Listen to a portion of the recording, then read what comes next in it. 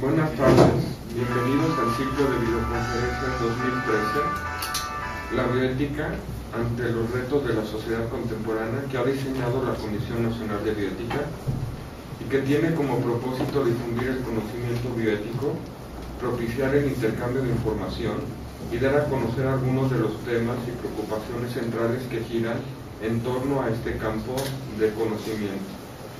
La finalidad última es promover la cultura bioética en el país, para lo cual se precisa de la actualización constante de conocimiento en este campo, tanto de la perspectiva de la salud como de las ciencias de la vida.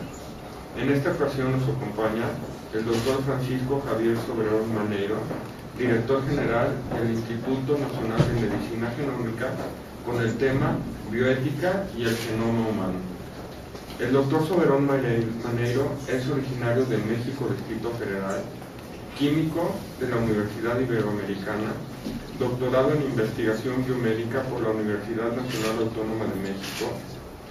Desde el año 1981, investigador de la Universidad Nacional Autónoma de México, participando en la instalación y consolidación de la ingeniería genética y la biotecnología en esa institución. Ha realizado estancias de investigación en el sitio Hope Medical Center en el área de Los Ángeles, California, en la Universidad de California, San Francisco y en la Universidad de California, San Diego. Su investigación se ha centrado en la síntesis química del ADN y sus implicaciones en el estudio de las proteínas, así como en el desarrollo de biofármacos y vacunas y a la biocatálisis. Ha publicado más de 60 artículos de investigación original en revistas de circulación internacional, así como otros tantos trabajos de análisis y divulgación científica, incluyendo un libro editado por el Fondo de Cultura Económica. Cuenta también con 3 patentes que cubren aplicaciones del ADN sintético en el desarrollo de nuevos biocatalizadores, así como en la ingeniería metabólica. Ha coordinado la instalación, desarrollo y operación de las unidades de síntesis y secuenciación de macromoléculas y la de cómputo del Instituto de Biotecnología de la Universidad Nacional Autónoma de México. También ha sido profesor de los programas de maestría y doctorado en Ciencias Biomédicas y en Ciencias Bioquímicas de la UNAM y ha dirigido una veintena de tesis de licenciatura y posgrado. Asimismo, imparte cátedra en la licenciatura en Ciencias Genómicas de la UNAM, misma que contribuyó a crear. Fue director del Instituto de Biotecnología durante 2 cuatrienios, entre 1997 y 2005. Fue presidente de la Academia de Ciencias de Morelos en el periodo 2004-2006. Ha recibido varios premios y distinciones, entre los que destacan el Premio Nacional de Química en el año 99, y el reconocimiento como investigador nacional nivel 3 del Sistema Nacional de Investigadores. Es miembro de la Academia Mexicana de Ciencias y de la Academia Nacional de Medicina. Ha realizado numerosas actividades de asesoría, entre las que destacan su participación en el Comité de Biotecnología de la Academia Mexicana de Ciencias y en el Consejo Nacional de Ciencia y Tecnología, de manera ininterrumpida desde el año 1998. Fungió como director del Sistema Nacional de Investigadores en el 2008 y 2009 y actualmente, como ya lo habíamos mencionado, es director general del Instituto Nacional de Medicina Genómica y recientemente fue nombrado también miembro de la Junta de Gobierno de la UNAM. Le damos la bienvenida y le agradecemos al doctor por su participación en este ciclo de conferencia. Muchas gracias. Ya está. Pues buenas tardes a todos, muchas gracias por la presentación y muchas gracias por la invitación para estar aquí en el Consejo Nacional de Bioética, tratando este tema que creo que tiene mucha actualidad y que nos va a dar una importante tarea a todas las personas que por una u otra razón tenemos relación con los aspectos éticos de las ciencias biológicas, con la bioética. Este es ciertamente el caso del Instituto Nacional de Medicina Genómica, en donde la tarea de investigación que tenemos tiene importantes implicaciones sociales y desde luego importantes implicaciones en el aspecto médico, que tienen que guiarse siempre por los principios de la bioética. En ese sentido, les quiero compartir pues algunas de las ideas, de los retos que nosotros percibimos que hay en este campo desde el lado de la medicina genómica, y quisiera dividir la presentación en estos tres componentes. En primer lugar, hablar sobre el impacto del proyecto del genoma humano, porque resulta que este gran proyecto y sus resultados están teniendo un efecto social de transformación muy profunda.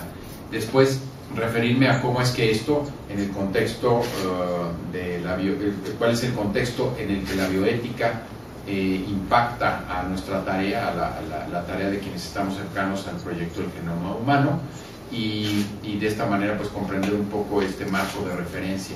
Y finalmente, lo más sustancial de la plática, me quiero referir muy concretamente a algunos de los retos específicos con los que nos estamos enfrentando, formulados en torno a algunas preguntas que podemos ver surgir en el ámbito de la práctica cotidiana ya de los profesionales de la salud en relación con el genoma humano.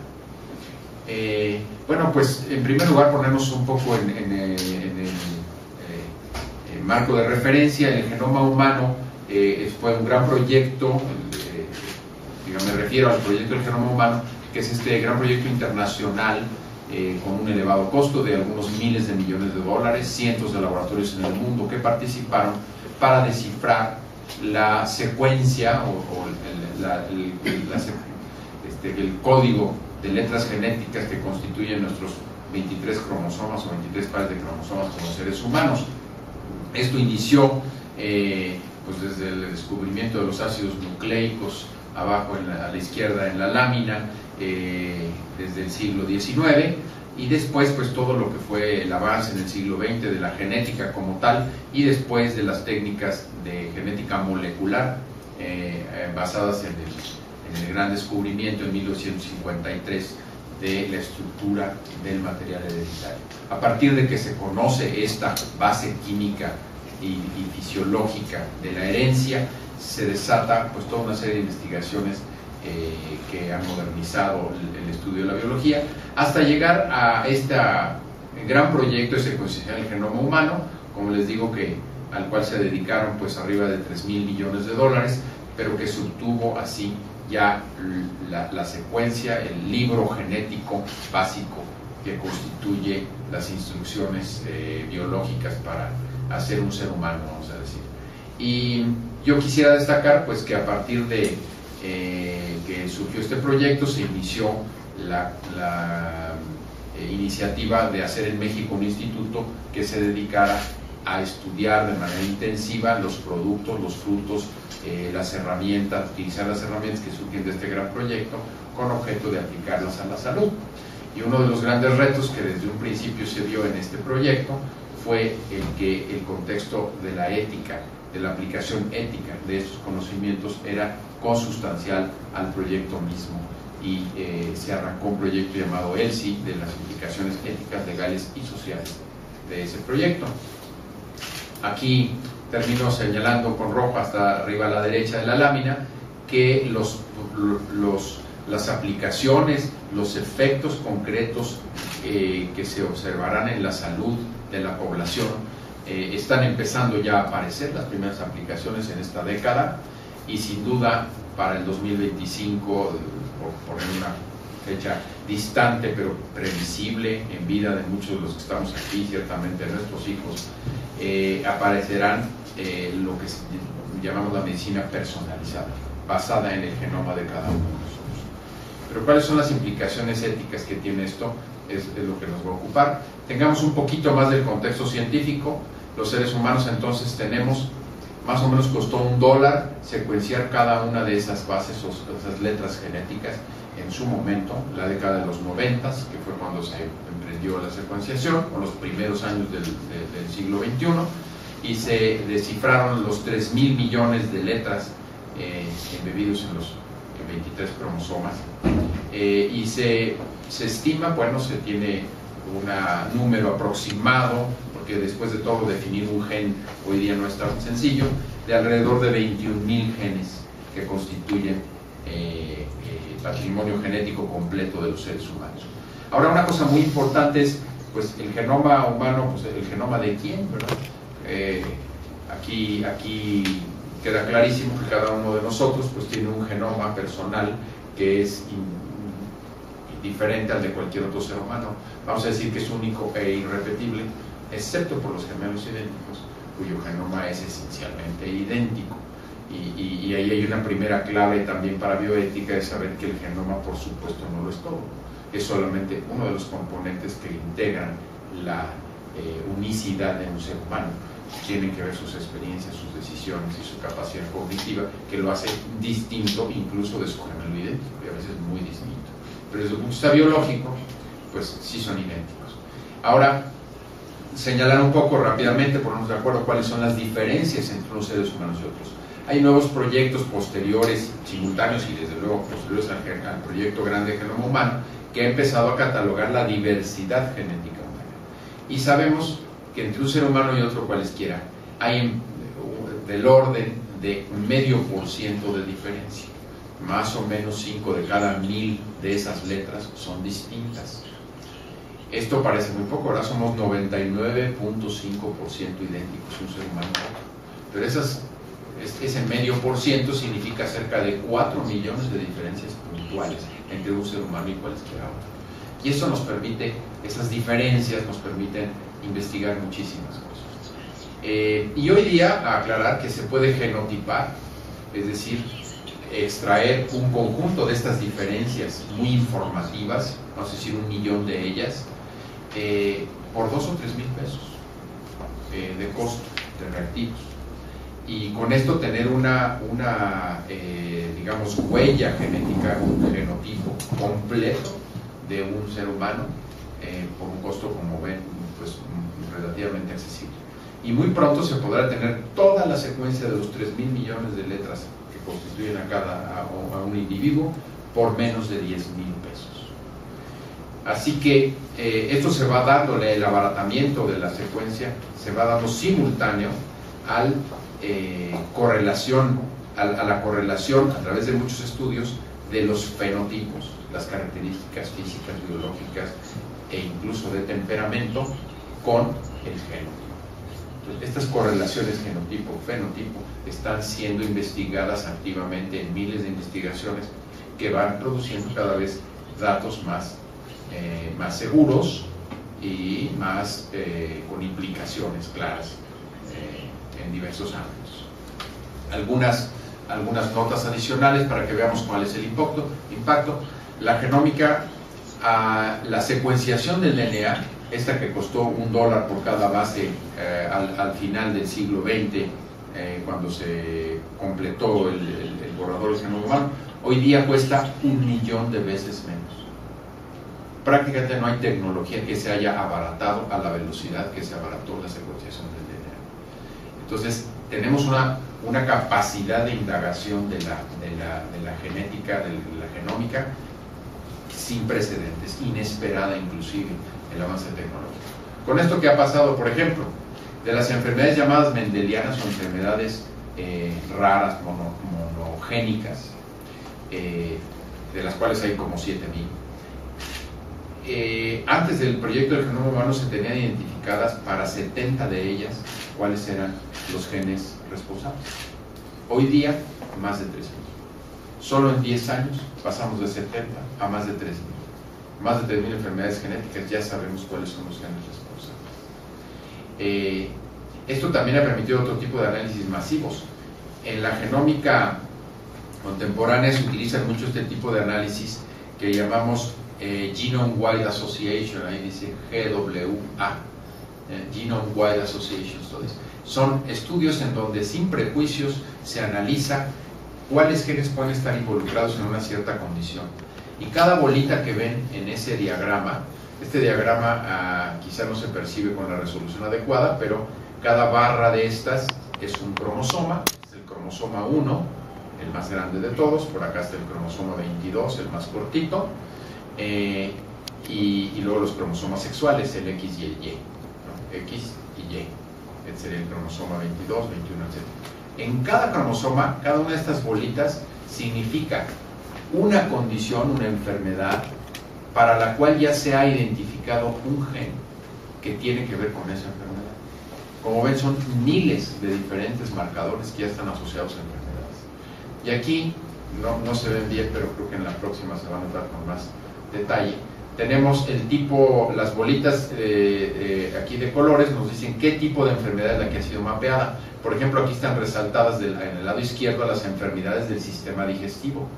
Todas estas bolitas cafés, varias bolas por cada cromosoma, son genes que tienen que ver con esa enfermedad.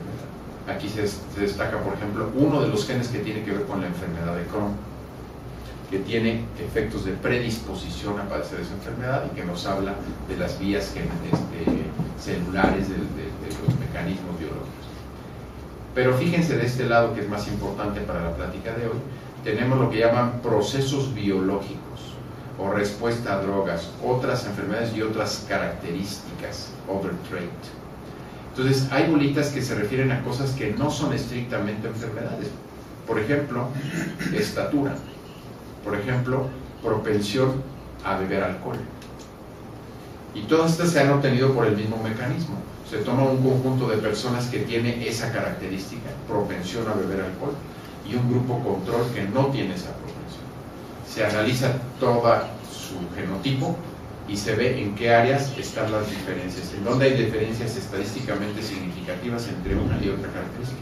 Y así se asocia con poder estadístico fuerte genes relacionados con esas características. Bueno, pues ese es el contexto. Sin duda tenemos en la medicina genómica una posibilidad ya de abordar tanto las enfermedades mendelianas, estas de un solo gen, como las complejas, de manera que antes no habíamos podido. Y nos podemos asomar entonces a esto que llamamos heredabilidad, que es cuál es el componente genético que es responsable de estas características. Y ahí pueden ver una lista de la heredabilidad estimada en comunidades típicamente en Estados Unidos, en Europa, en algunos países asiáticos, para diferentes características. Pueden ver que algunas de ellas, pues como el asma, o como la diabetes tardía, como la presión arterial, pues son condiciones de enfermedad, pero hay otras varias que no son estrictamente eso, como pueden ser la estatura, o como puede ser incluso el índice de masa corporal, ¿no? Hay fuertes factores de heredabilidad o de componente genético. En ese sentido, es que estamos en esta situación de cambio seriosísimo, cambio profundo en la capacidad indagatoria de obtener información que tenemos para estas características. Y por si eso fuera poco, estamos empezando a ver también la convergencia con otra de las grandes revoluciones tecnológicas en las que estamos inmersos, que es esta revolución de la tecnología de la información, especialmente aquella que está relacionada con los dispositivos móviles y su capacidad de enviar y recibir información de manera imperceptible para nosotros, de manera no obstrusiva, o sea, que no obstruye para nada nuestras actividades, y que empieza a converger con lo biológico. Entonces la posibilidad de hacer convivir o de trabajar juntos los dispositivos de medición de la cantidad de ejercicio, de la química sanguínea, de la presión arterial, de las diferentes características, y enviar estos datos a la red es una cosa novedosa, no se ha hecho hasta ahora, pero que también tiene un potencial revolucionario grandísimo. Fíjense, hay 7.000 millones de seres humanos aproximadamente, y cada uno de ellos pudiera ser una fuente de información en medicina, en la medida en que se suscriba a sistemas de información en donde toda su evolución médica y fisiológica pueda ser usada como datos. Por ahí alguno de los investigadores de este campo ha dicho que la ventaja de trabajar con seres humanos es que cualquier mutante que uno busque ya existe. De cada uno de esos 3.200 millones de pares de bases o de nucleótidos, hay uno que ya está mutado, y hay un individuo en el mundo, que puede estar en cualquier país del mundo, que ya tiene esa base mutada, porque si sacamos las cuentas de las diferencias, ya van a existir. Entonces ya tenemos a la mutante para estudiar. más cosa de preguntarle si le duele la cabeza en las mañanas o en las noches o nunca le duele la cabeza, para poder correlacionar esa mutación con la pregunta que no tuviera. Ese potencial fascinante, verdaderamente disruptivo existe en la medida en que vayamos teniendo esta interacción, esta convergencia tecnológica entre los datos genéticos y los datos de los dispositivos móviles ubicuos en nuestras sociedades. Finalmente, para terminar con esto del contexto, pues los servicios genómicos comerciales directos al consumidor, que llamamos, que no van a través de ninguna asociación médica o de otro tipo, sino que responden a un derecho que se le reconoce al individuo de conocer la característica o la naturaleza de su patrimonio genético, de su propio genoma, pues ya existe. Existe una serie de empresas que proveen los datos genéticos en el que la gente los puede ir pagando. Esta, por ejemplo, 23andMe, acaba de bajar sus precios hace algunos meses y ahora cuesta $100. $100 por hacerse el genotipo. Claro, a cambio de subsidiarle el análisis, lo que requieren es poder usar ese genotipo en forma anónima para hacer estudios la empresa, comparado con los otros genotipos que tiene disponibles, que más o menos tiene una base de clientes ahorita como de 1 millón de personas. Pero hay otras varias empresas de estas directas al consumidor que pues realizan análisis más enfocados hacia la salud o a otras cosas, ¿no? Pues ahí estamos viviendo. Todo esto, ¿qué resultado tiene? Pues la expectativa de que este es un negocio, todo el negocio relacionado con la genética, con las ciencias biológicas, especialmente por la genómica que acabamos de describir. Se espera un crecimiento monumental, exponencial del valor económico de la industria biotecnológica a partir de estos resultados, como se ve en la gráfica de la derecha abajo, y estamos claramente ya inmersos en esta revolución de la economía basada en la ciencia biológica. Bueno, dicho esto, entonces, ¿cuál es el contexto bioético en medicina? Desde luego, creo que esto nos provoca un poco pues nos invita a la reflexión desde las atrocidades de los regímenes del régimen nazi en la Segunda Guerra Mundial. Tenemos una visión muy intensa, muy clara, las sociedades contemporáneas, de la manera como pueden mal usarse conceptualizaciones respecto a la naturaleza biológica, en este caso de las razas, y de cómo un manejo políticamente motivado puede redundar en atrocidades que la humanidad no quisiera repetir. Sin duda tenemos ese como una especie de referente de lo que no quisiéramos que volviera a ocurrir y que genera temor en la sociedad de que se pueda abusar de conocimiento para realizar cosas como las que pasaron en la Segunda Guerra Mundial.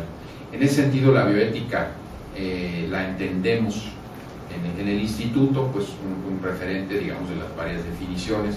Ciertamente en esta comisión tienen muy claro las diferentes maneras como puede percibirse lo que es la bioética, pero bueno, nosotros lo vemos como un estudio interdisciplinario de problemas suscitados por el progreso biológico y médico, tanto a nivel microsocial local como a nivel de la sociedad global, y sus repercusiones en la sociedad y sus sistemas de valores, hoy y mañana.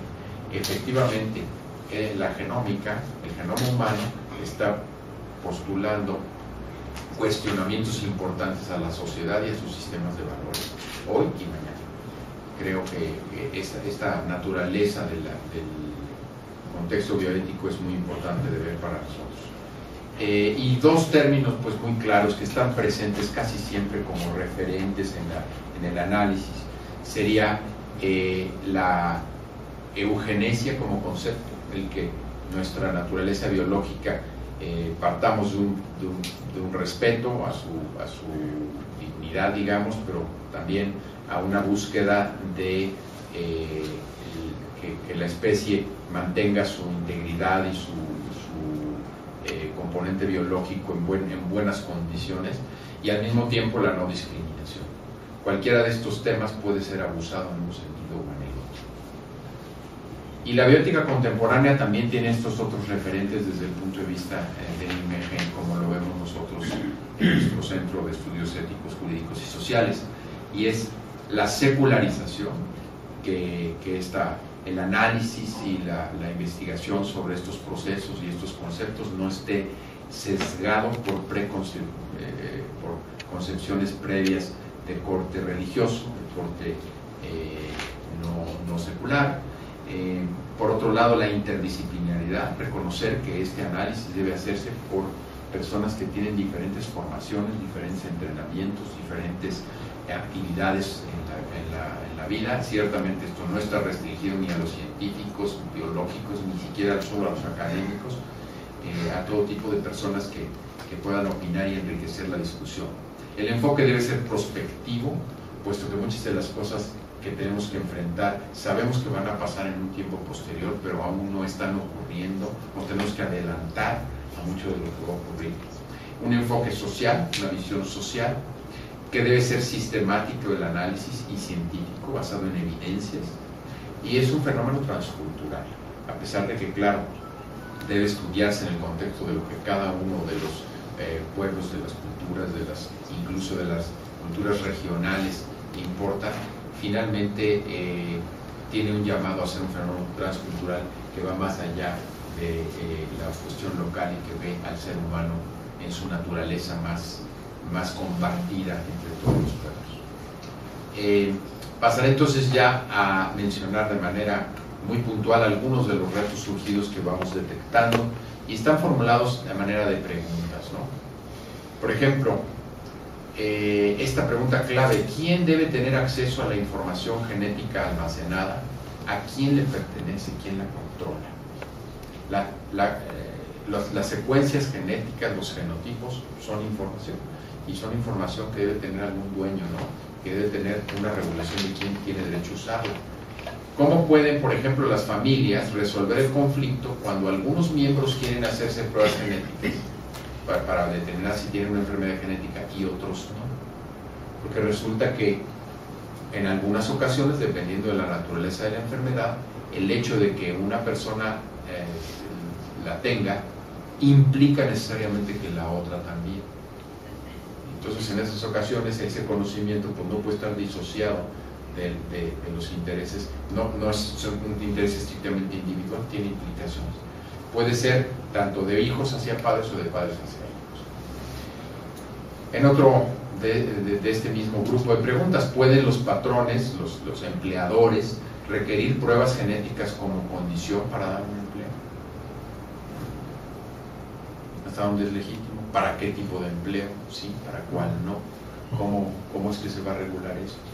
Ninguna de estas preguntas creo que tiene una respuesta de sí o no muy sencilla. Habría que basarse en las evidencias y ver cuál es el impacto social e individual de resolver en un sentido.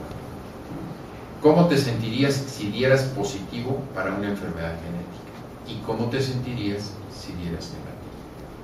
Estas son preguntas ya que van a lo individual, a la parte más interna y respetable de un ser humano, y que finalmente sabemos por la experiencia que son las que definen mucho de la práctica concreta, cómo se sienten las personas al respecto del manejo de la información. Y eso depende del temperamento, del carácter de cada persona. Estamos hablando de términos relacionados con privacidad, con confidencialidad, con el antivalor de la discriminación y con el impacto psicológico. Son los criterios o son los referentes valorales que nos sirven para enfocar estas preguntas. Yo, por cierto, no voy a dar respuestas, voy a tratar solo de plantear preguntas.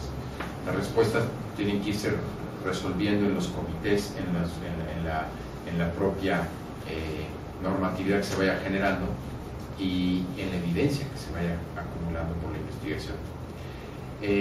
Este otro tema grande pues es el acceso equitativo a la tecnología. Es otro gran tema que tiene que ver con la ética social. ¿Cómo hacer llegar la ciencia genómica a los grupos humanos con menos recursos? Es una gran preocupación. Ha sido costoso, siempre va a haber, lo más avanzado siempre va a ser costoso. ¿Y quién tiene acceso a lo más avanzado? Pues la gente o las sociedades que tienen recursos financieros. ¿Quién financiará el desarrollo de tratamientos para enfermedades genéticas que afectan a pocas personas? Ese es un dilema que también nos encontramos frecuentemente. Si una enfermedad afecta a unos cuantos, pues el balancear el interés de salud pública, que es mucho más bajo, con el interés individual, con todas estas enfermedades llamadas huérfanas, ¿no? ¿Cómo lograr que se financie? ¿Cómo afectará la investigación sobre la variación genética humana nuestros conceptos de raza, etnicidad y cultura? Esta es una pregunta que va a aspectos muy profundos. No son propiamente de la esfera de influencia directa de un instituto como el de medicina genómica. Lo que interesa al instituto es el componente relacionado con la salud y la enfermedad, pero inevitablemente invadimos temas que son relacionados con esta cuestión de la etnicidad, por ejemplo, de los conceptos de raza y cultura, porque, por ejemplo, estudiamos la diversidad genética de las poblaciones mexicanas, que son producto de un hecho histórico de mezcla de dos poblaciones, la española y la indígena, que dan origen a la población actual de México, en donde la inmensa mayoría de la gente tenemos un componente genético amerindio y un componente genético del sur de Europa. Y esta mezcla hace que sus características o nuestras características ante la situación de salud sean diferentes, pero también tiene implicaciones importantes sobre cómo fueron las migraciones, cómo fueron los patrones de mestizaje que surgen de estos mismos datos. Entonces tenemos que analizar cuál es el impacto de esto que estamos descubriendo y cómo es el impacto de nuestro discurso sobre la percepción que se tiene de raza, etnicidad y cultura. Por cierto, incidentalmente yo creo que a lo que invita este conocimiento que va siendo adquirido es a sentirnos cada vez más todos los seres humanos como parte de un gran grupo en el que compartimos esa diversidad y en donde compartimos esa historia en común de estos últimos 200.000 años en donde hemos provenido de África todos, ¿no? Y aquí pues los conceptos de referencia están a la izquierda: naciones con pocos recursos, cómo van a acceder a esto, gentes sin seguro médico, por ejemplo, comunidades rurales y de cinturones urbanos que tienen estados de marginación, disparidades raciales y étnicas, cómo se enfrenta a esto, y las enfermedades genéticas raras que ya mencionamos. Esto tiene que ver entonces con acceso equitativo. Otro grupo de preguntas que creo que vale la pena tomar en cuenta, que nos inquietan y que tienen que ver con genómica, son que los resultados de las pruebas genéticas sean resultados útiles. También esto es algo que se cuestiona mucho, ¿no? Si alguien sabe que tiene una propensión genética a enfermarse del corazón, ¿esto inducirá un cambio en sus hábitos? Es una pregunta abierta. ¿Es útil conocerlo? Quizá depende de cada persona, ¿verdad? No a todas las personas les van a hacer. Yo sí creo que es diferente, ¿verdad? En algunos casos ofreceré mi punto de vista. Me parece que si a todos nos dicen coma frutas y verduras, pues ya lo sé, ¿verdad? ¿Es malo fumar? Ya lo sé. Pero es diferente que a uno le digan: tú no vas a ser como tu abuelita que tiene 90 y sigue fumando. Vas a ser como tu tío bicho que se murió a los 45 de enfisema pulmonar, porque tú tienes las mismas condiciones genéticas de ese tío, no las de tu abuelita. Creo que va a ser muy diferente la manera como se percibe el mensaje, pero solamente la evidencia concreta, dura, nos va a ir permitiendo ver cómo puede valorarse la utilidad de este tipo de información. No podemos asumir que a todo el mundo le va a ser útil. Por ejemplo, se deben ofrecer pruebas genéticas para enfermedades que hoy día no tienen cura. Es una gran pregunta. ¿El criterio fundamental es la cura? Lo ha sido en el ámbito médico en gran medida. Pero no solamente la cura es un criterio, podría haber otros criterios. Decidir o no dejar descendencia, organizar la vida de una manera distinta. Entonces, el tema no es sencillo. Hasta ahora un criterio muy importante ha sido: si no tiene cura, ¿para qué averiguarlo? Otra pregunta: ¿tienen los papás derecho a hacer pruebas genéticas a sus hijos menores de edad sobre enfermedades que se presentarán en la edad adulta? Hasta ahora ha sido relativamente circunscritas las pruebas, por ejemplo, el tamiz neonatal, a aquellas enfermedades en donde se puede intervenir de inmediato. Pero ahora tenemos métodos para ver, tenemos la capacidad de ver enfermedades que se van a presentar tardíamente en la vida, inclusive que se presentan en las familias. ¿Quién tiene derecho a saberlo y cuándo? Se va a estigmatizar a ese chiquito desde que nació, porque ya se sabe que tiene el defecto genético. ¿Cómo se manejaría eso? ¿Quién tiene derecho? Y esto implica, ahí a la izquierda, algunos referentes que creo que provocan reflexión, cambios de costumbres y comportamientos. Ese es uno de los grandes resultados que podríamos obtener de la genómica humana, el lograr que tuviéramos un incentivo para cambio de comportamiento, y también tomar el referente de si hay o no los tratamientos en la actualidad para responder a algunas de estas preguntas. Es por eso que aquí tomo esta pausa en las preguntas, es decir, claramente vamos a ir necesitando nuevos profesionales de la salud. Tendrá que irse dando un cambio profundo en la manera como se maneja el trabajo en la salud, especialmente conforme se va haciendo más personalizada la medicina. Y por supuesto con este otro ingrediente que ustedes también seguramente están muy conscientes, que es que las personas tenemos oportunidad de buscar información en la red de manera que antes no era posible. Cualquier persona que ustedes conozcan y que le acaban de diagnosticar alguna enfermedad, a los 8 días ya llega con verdaderamente saturada, diría yo, empachada, intoxicada de información acerca de su enfermedad, y sin realmente todos los elementos para poder integrar esa información y poderla. Pero ciertamente sí la usa para exigir a sus médicos que le digan, ¿y por qué no me va a dar tal o cual tratamiento? ¿Y por qué no va a hacer tal o cual diagnóstico? Porque yo ya leí en el MD, ¿no? En el WebMD, que es lo que debe hacerse. O peor aún, a lo mejor lo leyó en una fuente no autorizada. Pero entonces el asesoramiento de la medicina individualizada y personalizada, que es un asunto complejo, va a requerir profesionales muy bien entrenados. Otro gran ámbito de preguntas que nos inquietan: las pruebas genéticas directas al consumidor. Esto que yo les había mencionado anteriormente. Estas pruebas genéticas directas al consumidor se están haciendo ya, y la pregunta es si son apropiadas en la actualidad, si lo que ofrecen de resultados ya se comprende. Por eso es la otra pregunta. Necesitamos primero una mejor comprensión de las enfermedades complejas. Todo lo que ofrecen estas empresas en este momento sobre predisposición a ciertas enfermedades es, en primer lugar, tentativa, y en segundo lugar de muy poca utilidad práctica. Ni siquiera estamos seguros de qué tan cierto es, y tampoco tiene demasiada utilidad práctica, pero ya está allí. Podemos preguntarnos qué tan legítimo es eso, qué tanto deberíamos de regularlo, ¿no? Tienen la capacidad los individuos de interpretar los resultados de esas pruebas y de tomar decisiones con base en ellas. Aquí la respuesta evidente es no, en la inmensa mayoría de los casos. No existe ese bagaje conceptual que permita hacerlo. Tienen que asesorarse, todas las personas tenemos que asesorarnos por profesionales de las áreas concretas en cuestión. Las pruebas genéticas que se ofrecen directo al consumidor y no a través de sistemas de salud han sido una gran fuente de información. En algunos estados en Estados Unidos están prohibidas todavía en la fecha de hoy, y hay un gran debate porque hay quien dice que está limitando la libertad de cada quien de averiguar lo que corresponde a su patrimonio genético, ¿no? Y hay una falta de regulación por la autoridad sanitaria. Pues no es fácil regular, y es algo prospectivo porque apenas está empezando a aparecer, ¿no?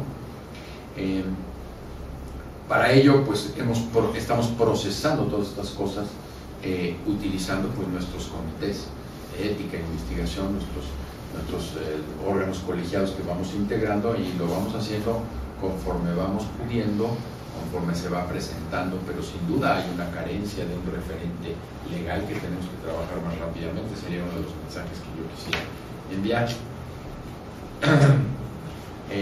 algunas de las últimas preguntas que quisiera yo plantearles, la importancia que se siente de entender sobre genética, al final, hasta para formar parte de un comité, para hacerse cargo uno de su propia situación de salud y enfermedad con base en la medicina personalizada del futuro, pues tenemos que entender más que lo que hasta ahora ha sido necesario de estos temas, ¿no? Y pues ahí hay algunas preguntas como que si los políticos y los ciudadanos están adecuadamente preparados para tomar decisiones sobre políticas aplicables en ciencia genómica. Yo les puedo decir que muchos políticos que conozco, pues no. Algunos ciudadanos sí, otros no. Tenemos que hacer campaña para informarnos mejor, sobre todo si vamos a participar en algunos de estos comités y vamos a tomar decisiones sobre ello, ¿no? Conforme aumenta la disponibilidad de pruebas genéticas, ¿están preparados los médicos para responder a las preguntas de los pacientes sobre estas pruebas? Pues es que ni siquiera los médicos han recibido la formación necesaria para poder responder estas preguntas. Entonces se requiere también un entrenamiento especial y una modificación de muchos de los programas, tanto de estudio de pregrado como de educación continua, para que los médicos vayan cada vez teniendo más capacidad de interpretar y de solicitar ese tipo de pruebas. Esto influye sobre los tomadores de decisiones en política pública y concretamente el Poder Legislativo, el Ejecutivo, el que los consumidores estén informados y que los trabajadores o profesionales de la salud estén educados en estos temas. Y todos estos son temas relacionados con la ética del uso de estas tecnologías. Finalmente, no debe uno dejar de hacer mención que el genoma humano tiene implicaciones en los aspectos de forenses y de cuestiones de manejo de procesos de criminología. Por ejemplo, en Estados Unidos hay 10 millones de perfiles genéticos de criminales convictos. La ley permite que se tenga el perfil, así como la huella digital, pues también se tiene el perfil genético. Y la recolección de muestras es legal en todos los estados, aunque varían los delitos, ¿no? La evidencia forense se colecta en escenas del crimen y hay cientos de miles de perfiles. Esto ya es un dato viejo. Cada vez se puede ir correlacionando más el perfil genético en una escena del crimen con el posible perpetrador. Pero ¿qué es lo que podría seguir? No solamente con un posible perpetrador que ya estuviera en la base de datos, vamos a decir, comparar la muestra biológica que se recolectó con el sospechoso, sino con la base de datos. Y en un momento dado con una base de datos universal. Si existiese una base de datos universal con el perfil genético de cada uno de los desde que nació, en una escena del crimen automáticamente se sabría quién fue el perpetrador. Ya no tendría que haber sospechosos. Se podría decir inequívocamente a quién pertenece esa muestra biológica, a menos que tenga un gemelo idéntico. Excepto en ese caso se puede decir inequívocamente. Lo otro que se puede decir es cada vez más características físicas: estatura, color de la piel, complexión probable, y eventualmente, como ustedes pueden imaginar, eventualmente, yo digo no en vida nuestra, ¿verdad?, pero a lo mejor en muchas décadas, se va a poder saber el retrato hablado de la persona, porque como podemos ver claro en los gemelos idénticos, los genes determinan la apariencia física.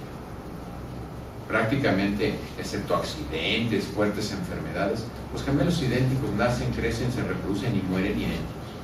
Son parecidísimos físicamente. Y eso, lo que nos está diciendo es que genéticamente nuestro aspecto físico está prácticamente predefinido. Lo deberíamos poder leer en los genes. Es tan complejo que no lo vamos a poder leer en esta ni en la próxima década, ni quizá en 50 o 100 años, pero algún día tal vez se va a poder leer. Entonces, con la muestra genética se va a poder saber la apariencia física exacta de esa persona. Con base en estas preguntas y las inquietudes que les he mencionado, tenemos los estudios éticos, jurídicos y sociales en el INMEGEN. Nos enfocamos a este tipo de preguntas. Detectar problemas jurídicos y sociales respecto al tratamiento de la información genética, aspectos puntuales relativos al manejo de las muestras, las lagunas en el derecho, colisiones normativas, y con base en esto emitir recomendaciones regulatorias y políticas públicas en base a estos estudios jurídicos y sociales, que están apoyados en una bioética, que es el sustento de todo esto, ¿no? Porque al final es velar por los derechos humanos de los involucrados. Y hemos hecho una compleja matriz de temas a tratar. Para cada uno de los temas ahí marcados con color no sé si se leen todos, pero uno es la atención médica y la salud pública, la otra es la investigación como tal para la salud, y otro, lo verde dice ahí, normativa específica, y los aspectos comerciales de toda esta área temática. Para cada uno de ellos podemos dividir qué pasa con el sujeto fuente, con la participación del sujeto fuente, los sujetos involucrados otros, por ejemplo, el que recaba el consentimiento, el que toma la muestra, el que transporta la muestra, el que la procesa, el que guarda los datos.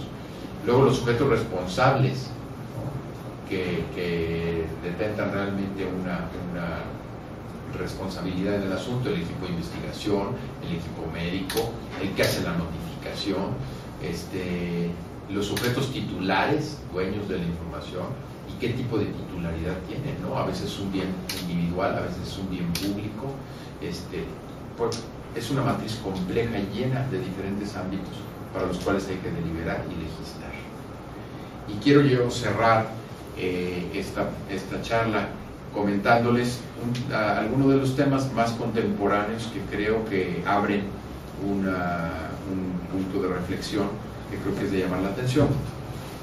Hasta hace un tiempo la genómica y la reproducción asistida o la embriología eran diferentes, se movían en diferentes canales, digamos, no tenían mucho que ver uno con otro, a pesar de ser tecnología biológica moderna que muchas veces en la mente del ciudadano no especialista pues se confunden y se ponen en la misma caja, pero hasta hace un tiempo pues prácticamente no tenían que ver la investigación genómica y la reproducción asistiva o de embriología humana. Sin embargo, recientemente se anuncia que antes de implantar los embriones en alguna clínica en Inglaterra, antes de implantar embriones obtenidos por fertilización in vitro, se les hizo el genoma completo. Se secuenció completo el genoma, se toma un conjunto de células de este embrión sin perturbarlo, manteniéndolo viable, se hace la secuenciación del DNA de esas células y se elige con base en esa secuencia qué embrión es conveniente implantar y cuál no. ¿Cuáles son las características que buscan en esa análisis genético?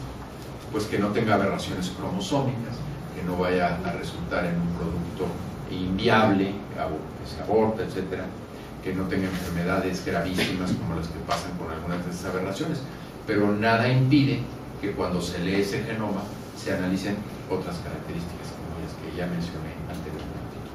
Como todas esas características que mostré en ese diagrama de todos los cromosomas con cada una de esas bolitas, ¿quién va a tener derecho a decir cuál de esas bolitas le interesa elegir que el embrión tenga o no tenga? ¿Cuál característica? Como les digo, hay algunas características incluso físicas que ya pueden predecirse que no son tan complejas. La estatura o la complexión son complejas. El color de los ojos no lo es tanto. Alguna parte del color de la piel no lo es tanto. Son características de muy reciente aparición que pueden mapearse unos cuantos genes, que son lo que lo definen. ¿Son criterios válidos o no son criterios válidos para que se escojan? En el ámbito de la reproducción asistida, ahora ya mezclada con la genómica. Esto va a ser mucho antes de que se pueda manipular modificando los genes, que es un tema en el que no ha entrado la terapia génica de línea germinal. Pero elegir un embrión u otro, pues es una selección genética, aunque no sea manipular el gen, pero es escoger la presencia azarosa de un conjunto u otro, dependiendo de los embriones que se tratan. Es la selección preimplantación. Hasta ahora esto se ha manejado éticamente en relación con enfermedades genéticas discapacitantes, como pueden ser enfermedad de Tay-Sachs en comunidades judías, que a veces se hace un análisis preimplantación para evitar llevar a término un embrión que trae la enfermedad muy grave, pero que va a impedir cuando se tenga el genoma que se busquen otras características, insisto. Esta me parece a mí que tiene profundas implicaciones por la información segura o especulativa que se puede derivar de este genoma completo previo a la decisión de implantar. Esto es de hace unas cuantas semanas el anuncio y lo que va del año ha habido los primeros experimentos. Así que tenemos tanto retos técnicos como retos éticos y sociales que ir desbrozando e ir desmenuzando. Es una tarea que desde el INMEGEN, desde el proyecto del genoma humano, se ve como una tarea crucial, como una tarea urgente y como una tarea titánica. Ir analizando todos estos diferentes ámbitos para generar políticas, para generar directrices, para generar leyes, para generar normatividad que sea útil y que sea respetuosa con la dignidad humana y con la sociedad. Muchas gracias por su atención.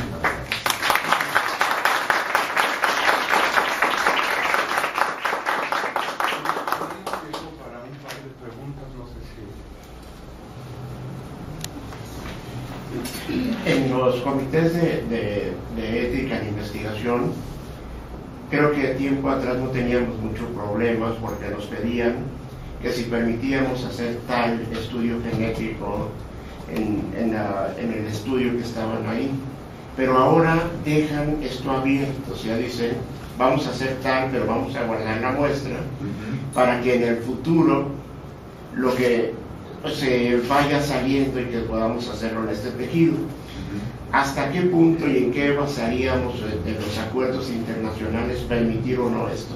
Sí. Yo creo que desde el punto de vista de la investigación consideramos esta cuestión prospectiva, ¿verdad? Sí. Este es un criterio grande que se maneja, y en los consentimientos informados que hemos manejado en concreto en el INMEGEN, procuramos el que se explore la posibilidad de un consentimiento a futuro.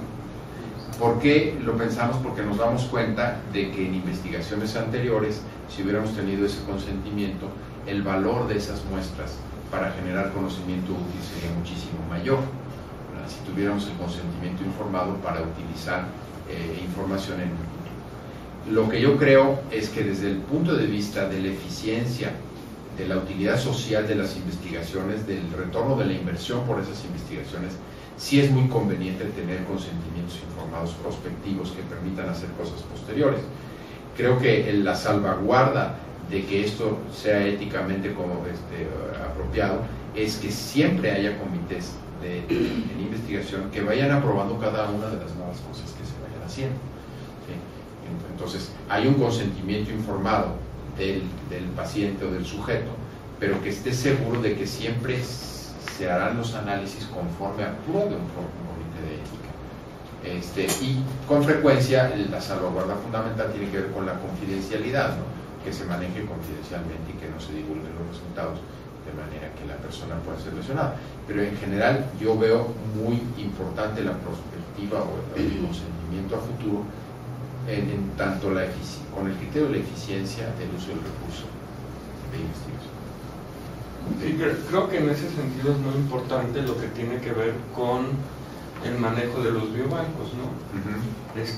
Se aprueba un proyecto de investigación para utilizar una muestra para un proyecto específico, pero se solicita también al participante que su muestra, su material biológico, sea guardado en un biobanco para futuras investigaciones, en el entendido de que esas muestras serán utilizadas, serán primero guardadas, mantenidas en confidencialidad, con un buen uso, y que cada vez que se solicite la salida de una muestra del biobanco para un protocolo de investigación, esto será aprobado por un comité de ética en investigación, de tal manera que yo como participante en el estudio di mi consentimiento para este estudio y también di el consentimiento para que mi muestra sea resguardada en un biobanco que la va a poder utilizar de acuerdo a los criterios éticos específicos del biobanco. En ese sentido eso sería importante. Un punto que me gustaría sacar al aire es un punto que siempre he considerado importante desde una perspectiva ética, es cuando hablamos de un determinismo. Quienes nos dedicamos a la ciencia siempre estuvimos en contra de un determinismo desde un punto de vista religioso, de que pues, tienes que aceptar lo que tienes que aceptar porque Dios te lo mandó. Dios te lo mandó, Y ahora, quienes nos dedicamos a la ciencia, caemos en el riesgo de caer en un determinismo biológico, en este caso genómico, ¿no? Tienes que aceptar lo que tienes que aceptar porque tus genes te lo mandaron. Desde un punto de vista ético, creo que ahí estamos en una línea muy riesgosa. Yo en lo particularidad creo que los genes sí son muy importantes, y yo como genetista, pues por algo escogí esa área de especialidad.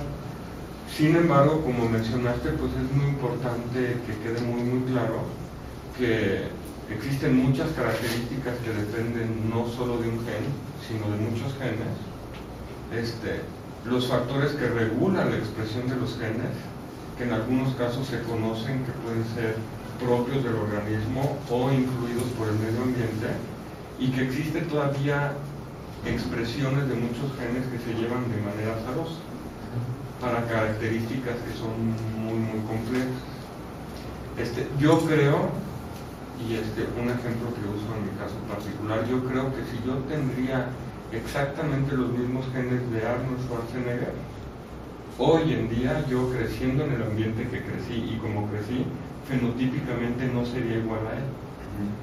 No pasaría las horas que él pasó en el gimnasio, no me inyectaría esteroides como él se inyectó, quizás no comería lo mismo que él comió creciendo en Austria a lo que yo comí en México, y creo que podríamos ser dos personas genéticamente idénticas y fenotípicamente muy distintas. Y en el desarrollo de las enfermedades creo que eso es muy importante, ¿no? Para aquellas en las que se determinan predisposiciones, la oportunidad que tiene uno de modificar otros de los factores de riesgo, por ejemplo, el riesgo cardiovascular, modificando la dieta, haciendo mucho ejercicio, checando la presión desde tempranas edades para tomar medicamentos antihipertensivos, y entonces poder establecer que esa predeterminación genética no es como una predeterminación religiosa, creo que sí. Yo estoy muy de acuerdo con ello.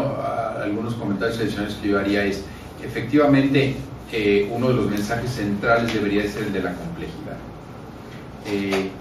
Y esta complejidad es la interacción entre genes y genes, entre genes y ambiente, eso que llamamos los fenómenos epigenéticos, ¿no? que se manifiestan en la expresión de los genes, pero que son producto de la historia ambiental y digamos, fisiológica de un tejido o de un individuo.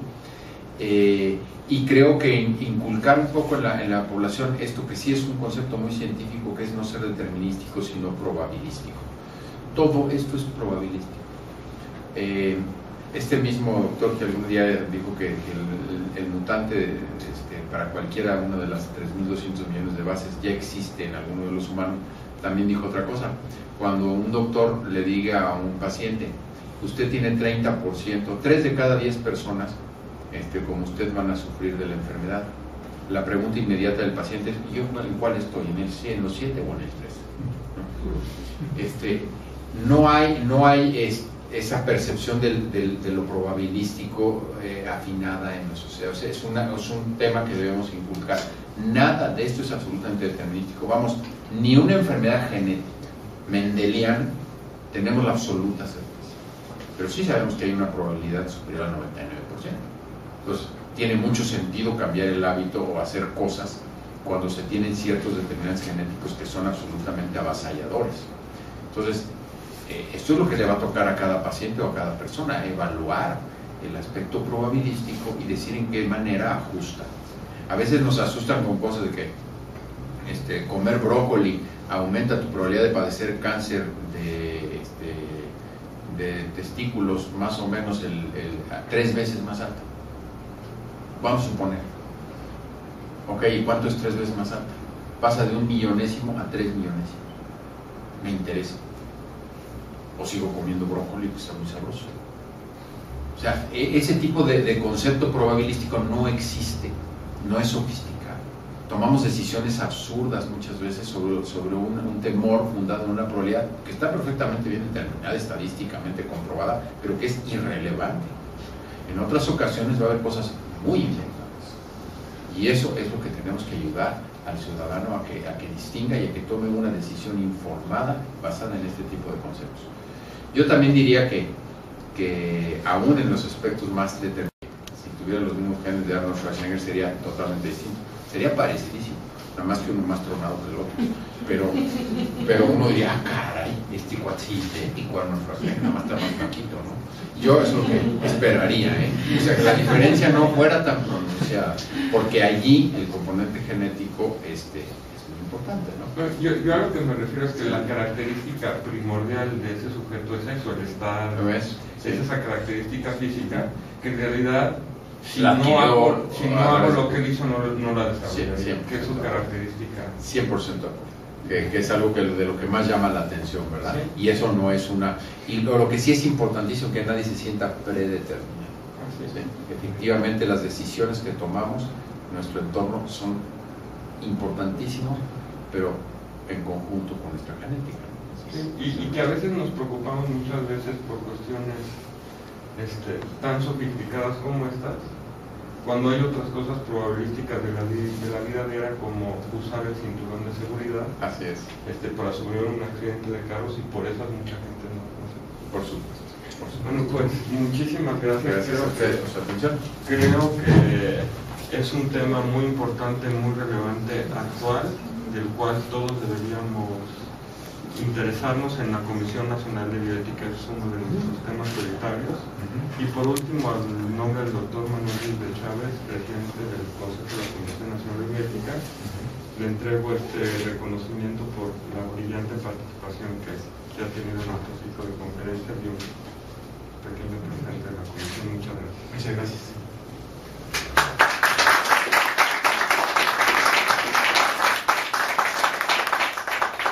Gracias.